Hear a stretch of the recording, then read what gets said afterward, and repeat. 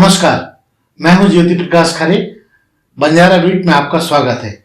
आज हम आपको मिला रहे हैं एक ऐसी शख्सियत से जिन्होंने सामाजिक कार्यों में बहुत अतुलनीय योगदान दिया है। चलिए उनसे पूछते हैं उन्होंने आखिर किया क्या है। नमस्कार संजय जी। नमस्कार संजय जी, आपने सोशल वर्क बहुत सारा किया है। हमारे दर्शकों को बताइए कि आपकी ये शुरुआत कब से हुई और किस संस्था से आप जुड़े हुए हैं। नमस्कार, बंजारा बीट्स का मैं स्वागत करता हूं कि मुझे उन्होंने अपने कार्यक्रम में बुलाने के लिए चुना। देखिए, समाज सेवा एक बड़ा विराट कार्यक्रम होता है जिसके लिए भावना की ज़्यादा जरूरत होती है। पैसे की जरूरत तो कम होती है, धन और लोगों का संग्रह तो आप कर लेते हैं ढूंढकर। आपके मिलने वाले मित्रगण आपके इकट्ठे एक साथ होकर समाज सेवा के लिए तैयार होते हैं। ढूंढना आपको ये होता है कि किसके मन में ये भावना है कि हम किसी के लिए कुछ करें। मैं एक मध्यम वर्गीय परिवार से जन्मा हूँ और बचपन से मैंने बहुत से लोगों को देखा है, अभावों में ग्रस्त देखा है, परेशान लोगों को देखा है जिन्हें जरूरत है, और जरूरत को पूरी करने वाले लोग भी मौजूद हैं समाज में। लेकिन सिर्फ एक हाथ बढ़ाने की जरूरत है, एक सेतु बनाने की जरूरत है जिससे कि लोगों तक वो सुविधाएं या जो जरूरतमंद लोगों को चीजें चाहिए वो पहुंचे। मैं रेलवे में कार्यरत हूँ। किस पद पे हैं? मैं रेलवे में उप मुख्य टिकट निरीक्षक पद पर झांसी में कार्यरत हूँ।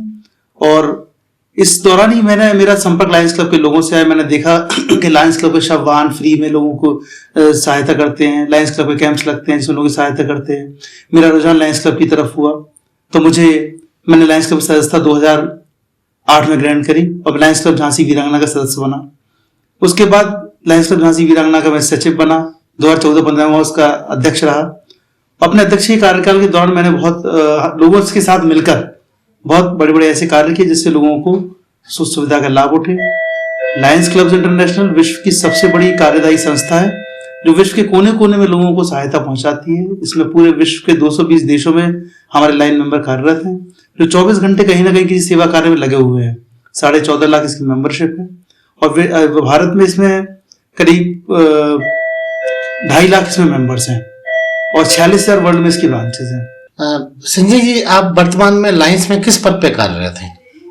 मैं वर्तमान में एक्स कैबिनेट सेक्रेटरी हूँ। हमारा मंडल जो लायंस क्लब का कायमगंज, फर्रुखाबाद, कालबी, कन्नौज, हरदोई, झांसी, हमीरपुर, राठी कवर करता है। इसमें हमारे करीब 60 क्लब्स हैं। उन 60 क्लब्स के ऊपर एक डिस्ट्रिक्ट गवर्नर होता है मंडल का। उसके नेक्स्ट पोस्ट पे होता है कैबिनेट सचिव। तो मैं लास्ट ईयर कैबिनेट सेक्रेटरी पद पर कार्यरत था और उस दौरान हमने बहुत बड़े बड़े कार्य किए हैं। कोविड में लोगों की बहुत सहायता करी। 27 मार्च से लेकर 27 जून तक हमने प्रतिदिन जिलाधिकारी महोदय के माध्यम से और खुद के अलायंस के माध्यम से किचन सेटअप किया था बूढ़ा में। प्रतिदिन 1000 खाने के पैकेट्स हम बंटवाते थे जिसमें से करीब 700 पैकेट खुद बांटते थे। 300 से 500 पैकेट्स हम जिला प्रशासन के कंट्रोल रूम में हम उसको दिलवाते थे। हमारा प्रयास तो 1 महीने चलाने का था, पर चूंकि जिलाधिकारी आंद्रे वामसी साहब ने हमसे रिक्वेस्ट करी कि आप 2 और आगे चलाइए, हमें जरूरत है, तो हमने 27 जून तक खींचा और 27 जून तक हमने करीब 65,000 पैकेट्स लोगों को उपलब्ध कराए। हम लोग घूम कर जो प्रवासी मजदूर आते थे बच्चों के साथ उनको खाना उपलब्ध कराते थे, पानी उपलब्ध कराते थे और जो भी सहायता हमसे बन पड़ती थी उनको उपलब्ध कराते थे। तो इसके लिए फंडिंग्स कैसे होती है, क्योंकि इतना बड़ा प्रोजेक्ट, इतने सारे लोगों को खाना खिलाना, ये कैसे मैनेज होता है आपके यहाँ? लायंस क्लब्स इंटरनेशनल वर्ल्ड की एकमात्र संस्था है जो विश्व की किसी भी गवर्नमेंट से पैसा नहीं लेती है। वो खुद एड करती है। बड़ी बड़ी सहायता लायंस क्लब कराती है। कहीं पे भूकंप आ जाए, कहीं पे बाढ़ आ जाए, लायंस सबसे पहले जाकर खड़े होते हैं। तो हमारे यहाँ क्लब्स हैं झांसी में हमारे 14 क्लब्स हैं। हमारे 14 क्लब्स के प्रेसिडेंट से हमने एक ज्वाइंट मीटिंग करी। उन्होंने समस्या से अवगत कराया कि हम कुछ करना चाहते हैं, हमारे पास इतनी ज्यादा जरूरत लोगों से, शायद हम थोड़ा सा भी कर पाए तो सागर में बूंद की तरह हम शायद अपनी एक उपलब्धि उसमें दिखा सकें। तो सबने सहमति करी कि हमारे सबने अपने शेयर्स बांटे। किसी ने तेल, किसी ने सामान, किसी ने गैस सिलेंडर देने का। इस तरह से हम लोगों ने ज्वाइंट किया जिसके लिए 1 महीने की हमारे पास सामग्री राशि इकट्ठी हुई, राशन इकट्ठा हुआ। पर चूंकि जिला प्रशासन ने हमारा मनोबल बढ़ाया और लोगों ने जिस तरह से हमें क्या कहना चाहिए, प्रशंसा की और देखा, तो शायद हमें लगा कि हम कोई बहुत अच्छा कार्य वाकई में कर रहे हैं और जिस समय सबसे ज्यादा जरूरत हो उस समय हमारा खड़े होना एक समाज के लिए स्तंभ की बात ही है। तो हमने उसको फिर आगे खींचा किसी प्रकार से और अंत में हम वाकई में सफल हुए। हमें लगा कि हमने एक राष्ट्र हित में, समाज हित में और जरूरतमंद लोगों को एक सही उचित समय पर हमने सहायता प्रदान की। संजय जी, जैसा कि आपने अभी उल्लेख किया कि आप रेलवे में भी सेवारत हैं और जिस सेवा में आप हैं उसमें विकट स्थितियों का सामना करना पड़ता है, ट्रैवलिंग होती है, तो ये सब आप कैसे मैनेज कर पाते हैं? निश्चित ही आप देखते होंगे कि रेलवे का कार्य बहुत जुझारू कार्य है। रेलवे एक ऐसा संस्थान है जो तो जिस पद पे आप हैं उस पर तो ट्रैवलिंग वाकई चुनौतीपूर्ण कार्य है, क्योंकि हमें ट्रैवल भी बहुत करना पड़ता है, रात दिन की ट्रैवलिंग होती है। हमारी ड्यूटी जो है वो दैनिक नहीं है, और वो रात में आ जाना होता है, कई बार रात में आना होता है, तो कई बार अंडर रेस्ट भी होते हैं। लेकिन अगर कुछ करना है तो उसके लिए आपको समय नहीं, मनोबल चाहिए, आपकी भावना चाहिए, आपको कुछ करना है। क्योंकि जब आपके किसी निजी व्यक्ति को कुछ कष्ट होता है तो आप किसी भी जगह वो आप दौड़कर भागते हो उसकी सहायता करने के लिए। तो वो फीलिंग अगर आपके अंदर आ रही है, तो कभी किसी जरूरतमंद को ब्लड की जरूरत है या कोई आपका परेशानी में है, तो हम लोग उसके लिए बढ़ते हैं। रेलवे में भी हमारा एक संगठन है, Indian railway ticket checking staff organisation, जिसका मैं मंडल अध्यक्ष 2 साल पहले था। अभी मैं राष्ट्रीय संयुक्त सचिव हूँ, जिसका चुनाव हुबली में हुआ, तो मैं हुबली में चुनाव जीता था उसका, और उसमें भी हमारा संगठन बहुत अच्छा कार्य कर रहा है, टिकट चेकिंग हित में कार्य कर रहा है। टिकट चेकिंग के लोग, ट्रेन के अंदर जो बच्चे बिछुड़ जाते हैं, माँ बाप से घर से भाग जाते हैं बच्चे या कुछ उनकी मदद करता है, उन्हें सही स्थान तक पहुंचाता है। रोज लोगों के सामान चोरी होते, कुछ होते हैं, सामान खो जाते हैं, उनको पहुंचाने में मदद करता है। उस संगठन को भी मैं देख रहा हूँ, लायंस क्लब को भी देख रहा हूँ। और इतना काम आपको मिला हुआ है, इतना दायित्व मिला हुआ है, मैनेज कर पाते हैं? क्योंकि दोनों संस्थाओं के साथ न्याय हो पाना कुछ मुश्किल का मुद्दा नहीं? वाकई मुश्किल तो है, क्योंकि परिवार की चुनौती अलग है। बच्चे पढ़ रहे होते हैं और आपके परिवार भी आपसे अपेक्षा करता है कि आप समय पर घर आएं और समय पर साथ में खाए पिए समय दें। वहां थोड़ा सा हमें जूझना पड़ता है, परिवार वालों को समझाना पड़ता है, बार बार उनकी नाराजगी को दूर करना पड़ता है, पत्नी को मनाना पड़ता है। और लेकिन चूंकि पत्नी भी मानसिक रूप से तैयार है, हमारे पति एक अच्छे कार्य में जुटे हुए हैं, अब तो वैसे हैं ही। अब तो ये ऐसे हैं ही, ये मान लिया जाता है कि, लेकिन कहीं कहीं पर उनका एप्रिसिएशन और मनोबल और साथ है, जिसकी वजह से हम आज इतना कर पा रहे हैं। संजय भाई, आप रेलवे में कब आए? मैं रेलवे में 11 अगस्त 1997 मेरी ज्वाइनिंग हुई, मेरी पोस्टिंग झांसी हुई। और रेलवे में मेरे फादर थे, चूंकि तो मेरा रेलवे से स्वतः ही लगाव था, अच्छा लगता था रेल में घूमना, रेल में कार्य करना, रेल के अधिकारियों का एक सम्मान जो मैंने देखा आम जनता के बीच में, तो उसने मुझे कहीं ना कहीं आकर्षित किया मैं रेल के प्रति, रेल में ही जाऊं। और ईश्वर की कृपा से, माँ के आशीर्वाद से मैं रेल संस्थान में ज्वाइन किया। आज रेल की आपकी शिक्षा दीक्षा कहाँ तक हुई? मेरी शिक्षा दीक्षा जो है, मैं परिस्नातक हूँ, झांसी से ही पढ़ा हुआ हूँ, और यहाँ पर ही मेरा जो कार्यस्थली रही है। बचपन मेरा झांसी में बीता है, तो मैंने झांसी को बढ़ते हुए देखा है, 0 से 7 तक आते हुए झांसी को बढ़ते हुए मैंने देखा है। तो अच्छा लगता है कि हमारी झांसी आज बहुत बढ़ गई है, विराट हो गई है। आज से जब मैं पढ़ता था बचपन में, झांसी ऐसी नहीं थी, आवागमन के साधन कम थे, लोगों के अंदर लोग परेशानियां भी झेलते थे। लेकिन आज झांसी बहुत डेवलप्ड हो चुकी है। अच्छा लगता है कि देश के नक्शे पर झांसी का एक नाम है, लोग सम्मान से लेते हैं, ट्रेन में लोग मिलते हैं, कभी परिचय होता है तो जब मैं बता दूं मैं झांसी का हूँ, तो तुरंत उनके मुंह से निकलता है, वो झांसी रहने वाले, तलवार चमकती है, तो गर्व महसूस होता है कि हम उस झांसी नगरी से हैं, जिसकी भूमि में साहस, बलिदान और शौर्य की गाथा लिखी हुई है। तो अच्छा लगता है कि उस माटी में हमने जन्म लिया है।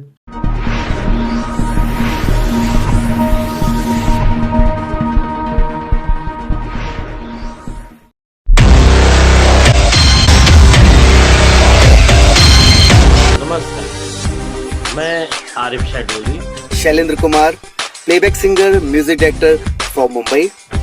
आप देख रहे हैं इस समय बंजारा बीट्स। आप देख रहे हैं बंजारा बीट्स, और आप देख रहे हैं आपका अपना बंजारा बीट्स।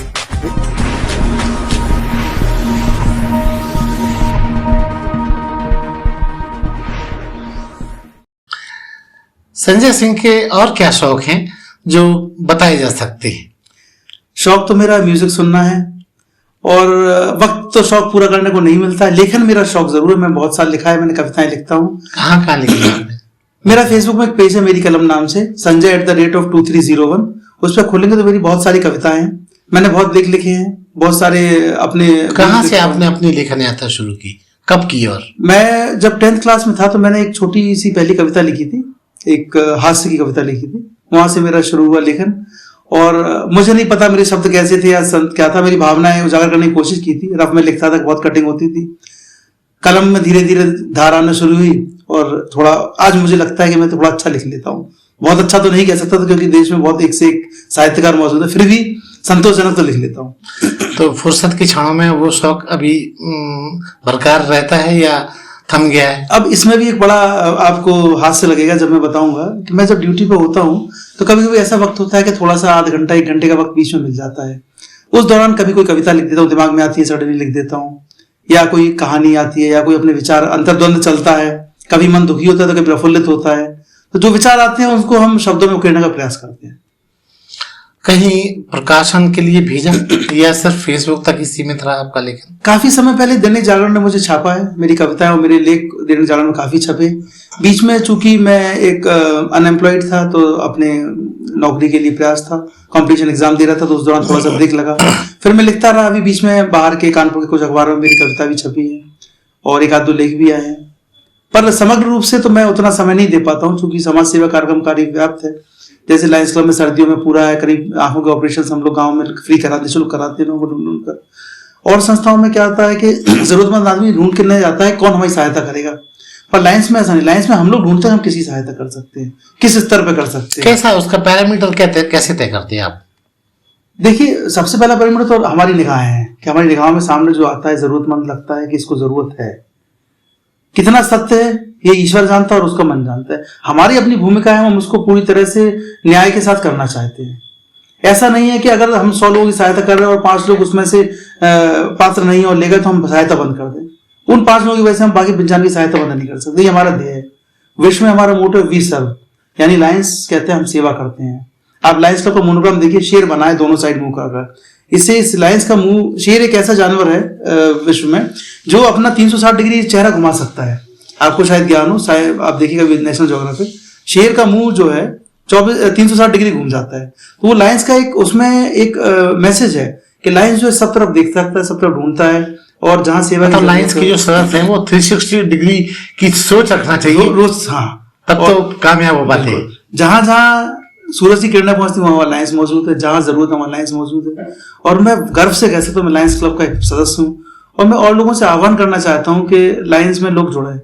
अब ये किंवदंती है, बहुत से लोग ये कहते हैं लायंस क्लब में लोग फोटो बहुत खिंचवाते, छपवाते बहुत हैं। हाँ, इससे मैं एक सवाल आपसे पूछना चाहता हूँ। आजकल सम्मान का, समाज सेवा का, फोटो सेवा से संबंध जुड़ गया है। क्या आपके यहाँ भी इस तरह की बीमारी है? हाँ, इसको बीमारी ना कह के एक मोटिवेशनल कहें तो अच्छा रहा, क्योंकि इसके पीछे का तथ्य लोग नहीं जानते। लोग तत्काल निष्कर्ष पर पहुंचते हैं। सबसे बड़ी बात क्या है कि हमें सदस्य लोगों की जरूरत होती है। चूंकि हम किसी गवर्नमेंट से पैसा नहीं लेते हैं तो हमें आर्थिक रूप से सहयोग की आवश्यकता होती है। तो जब लोग ये पढ़ते हैं कि समाज में ऐसा कार्य हुआ, कहीं पर जरूरतमंद कंबल बांटे हैं, कहीं पर लोगों को खाना खिलाया गया है, कहीं कोई स्कूल सेटअप किया है, तो लोग जो इस तरह की सोच रखते हैं वो आगे जुड़ते, भाई हम कुछ करना चाहते हैं। दूसरा, जो लोग हमारी मदद करते हैं तो हमारी ड्यूटी है कि हम उनको कहीं ना कहीं उनको सम्मानित करें, उनको रिकग्नाइज करें, उनका मनोबल बढ़े, क्योंकि उनकी जो फीलिंग है उस फीलिंग का कोई मोल नहीं है। पैसे का मोल तो है लेकिन उस फीलिंग का मोल नहीं है। वो अमूल्य है, हमारे लिए अमूल्य निधि है। क्योंकि आज एक आदमी है, एक जुड़ के 100 जुड़े। मैं भी इसी तरह लाइन से जुड़ा हूँ और लोग भी जुड़े हैं। और अच्छे लोग जब जुड़ते हैं तो काम बहुत अच्छे होते हैं। आपको जुड़े हुए बहुत साल हो गए, आपको इस फील्ड में बहुत लोगों ने सम्मान भी दिया होगा, तो किस तरह के सम्मान से आप नवाजे गए अब तक? अब मैं कुछ बहुत फ्लैशबैक में जाना चाहूंगा। मैं बहुत पहले भारतीय स्काउट एंड गाइड्स का एक सदस्य था और उस दौरान हम लोग छोटे थे, 6th क्लास में जुड़ा हुआ था। उसमें हम लोग को सेवा करना सिखाते थे।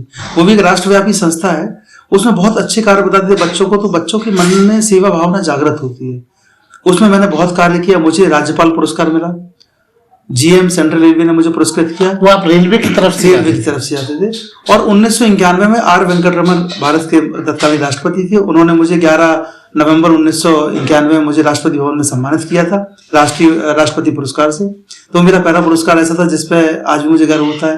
मैं अखबार की पन्ने खोलता हूँ जागरण की, जहाँ मेरी फोटो होती है, तो लगता है मैंने उस उम्र में कुछ उपलब्धि हासिल की, पैसा कुछ की। उसके बाद मुझे रेलवे में अगर आऊँ तो मुझे DRM award, senior DCM award और महाप्रबंधक पुरस्कार मिल चुका है। लायंस क्लब में मुझे as a best president award मिल चुका है, बेस्ट जोन अवार्ड मिल चुका है, बेस्ट रीजन अवार्ड मिल चुका है और पूरे जिले का सबसे बड़ा अवार्ड होता है बेस्ट रीजन का, वो मुझे अवार्ड प्राप्त हो चुका है। संजय जी को इन सब किए में मुश्किलों का भी सामना करना पड़ा होगा, मुश्किलें शेयर कीजिए। निश्चित मुश्किलें तो वाकई बहुत हैं और कई बार मुश्किलें ऐसी होती हैं जो आपका मनोबल डाउन करती हैं, आपको हतोत्साहित करती हैं करने के लिए। क्योंकि आप कार्य करते हैं तो लोग आपका मजाक भी उड़ाते हैं। लोग कहते हैं कि अरे इन्हें तो नेता बनना है, लोग ये भी कहते हैं इन्हें अपना हाईलाइट करना है, इन्हें फोटो छपनी, लोग अखबार में देखें, तो कभी भी हतोत्साह होता है। लेकिन जब लोग साथ में आके जुड़ते हैं, शाबाशी देते कहते नहीं बहुत अच्छा काम किया आपने, आप लगे रहो, आप चिंता मत करो, तो आलोचकों से ज्यादा हम समर्थकों का भाव है जो हमें मजबूती प्रदान करता है। और आप जिंदगी में अगर आलोचक नहीं है तो आप ये जान नहीं सकते, आपका पैरामीटर्स नहीं है कि आप सही जा रहे हैं कि नहीं।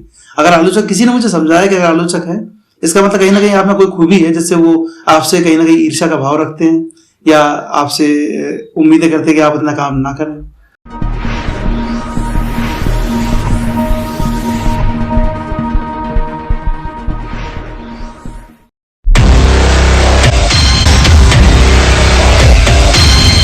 नमस्कार, मैं Arif Shedoli, Shailendra Kumar, playback singer, music director from Mumbai.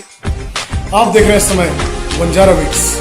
आप देख रहे हैं बंजारा बीट और आप देख रहे हैं आपका अपना बंजारा बीट्स।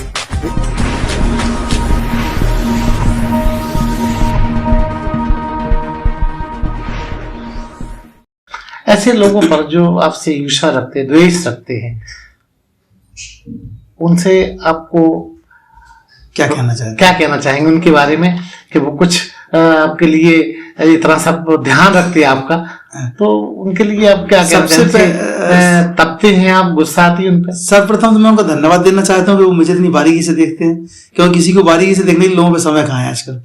दूसरी बात यह है कि किसी को जांचने परखने के लिए उसके रास्ते पे चलना जरूरी होता है, उसके जो उसने रास्ता तय किया होता है। जब तक आप उस रास्ते पे नहीं चलेंगे, आप उसकी मुश्किलें, उसकी कठिनाई, उसकी चुनौतियां समझ में नहीं आएंगी। तो मेरा आग्रह है, हमारे साथ जुड़िए, हमारे साथ कार्य करिए, उसके बाद जज बनिए, क्योंकि हर व्यक्ति खुद के लिए सबसे अच्छा वकील होता है और सामने वाले सबसे अच्छा जज होता है। तो मेरा तो उनसे आग्रह है कि आप आओ, आप भी हमारे साथ हाथ कंधे से मिला के जुड़िए। राष्ट्र के साथ प्रति आपका भी दायित्व है, समाज के प्रति दायित्व है। शायद हम 10% कर पा रहे हैं, हो सकता है आपकी वजह से हम 50% ज्यादा अच्छा काम कर पाए। तो हम आपका आह्वान करते हैं, आप लोग आइए, जुड़िए हमारे साथ, अच्छे काम में जुड़िए। अब संजय जी के आने वाले कल में, आने वाले वर्षों में क्या प्रोजेक्ट्स हैं, क्या नया और करना चाहते हैं?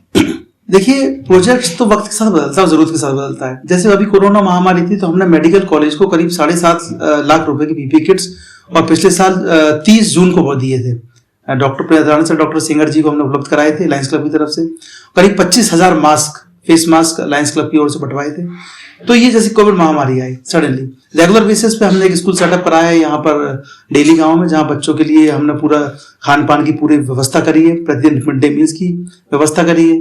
तो जैसी जरूरत होती है उस दिशा में हम लोग मुड़ जाते हैं। जहाँ where there is a need there is a line, एक हमारा स्लोगन है कि जहाँ पे जरूरत है वहाँ लाइन स्वतः ही पहुंच जाता है। तो हम लोग देखते हैं बहुत बार हमसे गलतियां भी होती हैं, ये गलतियां आदमी को सिखाती हैं और शायद आगे पुनरावृत्ति में इसलिए आदमी और अलर्ट होकर काम करता है। संजय जी, जहां आपने इतना सब कुछ काम किया है, तो आपको क्या लगता कि इस काम से आप संतुष्ट हैं या इसमें भी अभी कुछ कमी फील करते हैं? देखिए, संतोष की तो कोई लिमिट नहीं है, क्योंकि आपके पास पैसा कितना भी हो जाए, भूख हमेशा रहती है। तो एक समाज सेवा की भूख या किसी को मदद करने की भूख आपके पास हमेशा रहती है, क्योंकि जब आप कष्ट में होते हैं तो आप देखते हैं तो आपको आसपास खराब समय में लोग कम मिलते हैं, अच्छे समय में ज्यादा मिलते हैं। तो मेरा ये सोचना है कि अगर आप ऐसा फीलिंग रखेंगे तो शायद आपके दोस्त और आपके बच्चे, आपके परिवार उससे सीखेगा, वो भी उस दिशा में काम करेंगे। और मित्रों का बहुत मनोबल रहता है। मैंने देखा है कि मित्रों, आपके जो दोस्त होते हैं, अच्छा शुभ चिंतक होते हैं, वो आपको बहुत मनोबल हाई करते हैं।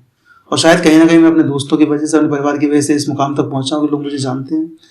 मैं एक छोटा सा व्यक्ति हूँ, एक छोटा सा यूनिट हूँ देश की, लेकिन फिर भी इतने लोग मुझे जानते हैं, मेरी उपलब्धि है।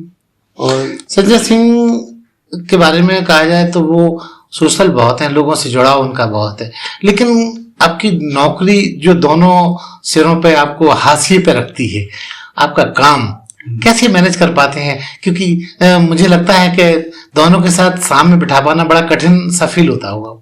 ये एक वाकई कठिन चीज है, लेकिन करते करते इसका अभ्यास हो जाता है। और चूंकि जॉब मेरा एक ऐसा है कि जिसमें हमें रात जगते जगते एक हैबिट सी पड़ जाती है, तो कई बार रात में काम निपटा लेते हैं, कभी दिन मिलता दिन में काम निपटा लेते हैं। और हमारे पास एक ऐसा नेटवर्क है अपने दोस्तों का, लाइन मेंबर्स का, जो हम लोगों ने काम बांट रखे हैं। सारा काम सारे लोग नहीं कर सकते हैं और थोड़ा सा काम कम लोग नहीं कर सकते हैं। तो जो जहां पर फिट बैठता है उससे वही काम लिया जाता है, बशर्ते आपको ये पता हो कि सामने वाले के अंदर क्षमताएं कितनी है। तो उस व्यक्ति से उसी प्रकार का हम कार्य लेते हैं, तो हमारा कार्य स्मूथली चलता है और हम सफल होते हैं। कुछ और ऐसे आपकी शौक जो आप हमें अलग से बताना चाहें? मेरा घूमने का बहुत शौक है, मुझे घूमना बहुत अच्छा लगता है। टूरिज्म का बहुत शौक है। कहाँ अच्छा कहाँ लगता है। घूम के आए आप? देखिए, देश में तो मैंने लगभग सारे हिल स्टेशन घूमे हुए हैं। विदेश में मैं दुबई गया हूँ, थाईलैंड होकर आया हूँ। थाईलैंड में हमने लायंस का एक बड़ा कार्यक्रम भी किया था, जिसमें विश्व की बड़ी बड़ी हस्तियां लायंस क्लब की आई थी। उस समय मैं कैबिनेट सचिव था और इसकी भूरी भूरी प्रशंसा लगभग बहुत सारे देशों में हुई थी। तो शौक भी पूरा होता है, काम भी पूरा होता है। और मेरा ये मानना है कि खाली समाज सेवा से आप खुश नहीं रह सकते हैं। आप मन को प्रफुल्लित जब रखेंगे जब आप खुद के लिए भी समय देंगे। तो हम लोग जब घूमते हैं तो एक अलग माहौल होता है, सेवा करते अलग माहौल होता है। तो दोनों ही जरूरी है मेरे ख्याल। हिंदुस्तान में आपको सबसे ज्यादा लुभावना कौन सा प्लेस लगा? हिंदुस्तान में अगर सफाई के तौर पर देखा है तो गोवा मुझे बहुत साफ सुथरा लगा है। और अगर मुझे देखा जाए कि अनुशासन के आधार पर, तो मैं अभी बीच में एक महीने पहले अपने बेटे को छोड़ने उडुपी गया था। मणिपाल स्कूल है, मणिपाल कॉलेज है, सॉरी। तो वहां पर जिस प्रकार का मैंने डिसिप्लिन देखा और जिस प्रकार की साफ सफाई देखी, तो शायद देश में अगर सभी शहर ऐसे हो जाएंगे तो मुझे नहीं लगता कि विश्व में कोई हमें टक्कर दे पाएगा। अभी आने वाले कल में और कहाँ नई जगह जाना चाहते हैं हम, देश में और विदेश में? जाने की तो हालांकि कोरोना ने मुश्किल कर रखी है, लेकिन मुझे लगता है कि आने वाले कल में सब कुछ जब ठीक हो जाएगा तो संजय जी कहाँ जाना चाहेंगे? जाने की तो मन बहुत था। पिछले साल भी हमें जाने का प्रयास किया था। अंडमान निकोबार जाने का मन था, पर नहीं जा पाए कोविड की वजह से। शायद मुझे लगता है आने वाले 1 आध साल में भी जाना मुश्किल हो पाएगा। फिर भी यदि वक्त मिलता है तो कहीं ना कहीं तो जाएंगे, कोई ऐसी जगह जहां मन को इन सब से हटके कुछ शांति का भाव महसूस हो, अच्छा लगे और शायद प्रेरणा भी मिले कहीं ना कहीं आगे कार्य करते रहने की। घूमने का शौक इसलिए भी तो नहीं आपने पाल रखा क्योंकि आप रेलवे में हो, जाना आना मुफ्त होता है? हाँ, कहीं ना कहीं ये भी फैक्टर है कि कहीं ना कहीं रेल हमें एक सुविधा देती है पास की। हालांकि निकलना मुश्किल हो पाता है। रेल हमें 3 बार जाने आने की सुविधा देती है, जिसका हम चाहते हैं हम और आपका विभाग भी आपको साथ देता है? विभाग जब हम सही होते तभी विभाग साथ देता है, कोई भी विभाग हो। अगर हम नियम से चलते हैं तो साथ में पूरा मिलता है। टिकट चेकिंग स्टाफ में है तो सहयोग तो मिलता ही है। सहयोग ऐसा मिलता है कि कभी हमारा वेट लिस्टेड है तो कई बार थोड़ी सी मदद हो जाती है। और ऑफ द रिकॉर्ड, मतलब अदरवाइज किसी तरह का सहयोग नहीं। सहयोग सिर्फ नियम के अनुसार ही होता है और नियम के अनुसार हम चलना भी पसंद करते हैं, क्योंकि हम एक अनुशासित संस्था के सदस्य भी हैं और एक अनुशासित रेल के एम्प्लॉय भी हैं। तो अनुशासन में रहना, अनुशासन में चलना हमें रेल ने ही सिखाया है, समय पर कार्य करना। तो अनुशासन के अंदर जो भी चीज वैलिड है वो हम करना पसंद करते हैं, वही अपने साथी से उम्मीद भी करते हैं। तो ये थे संजय सिंह, जो समाज सेवा के अलावा रेलवे की सेवा भी पूरी निष्ठा और ईमानदारी से करते हैं। संजय जी, हमसे बात करने के लिए बहुत बहुत धन्यवाद। धन्यवाद, थैंक यू।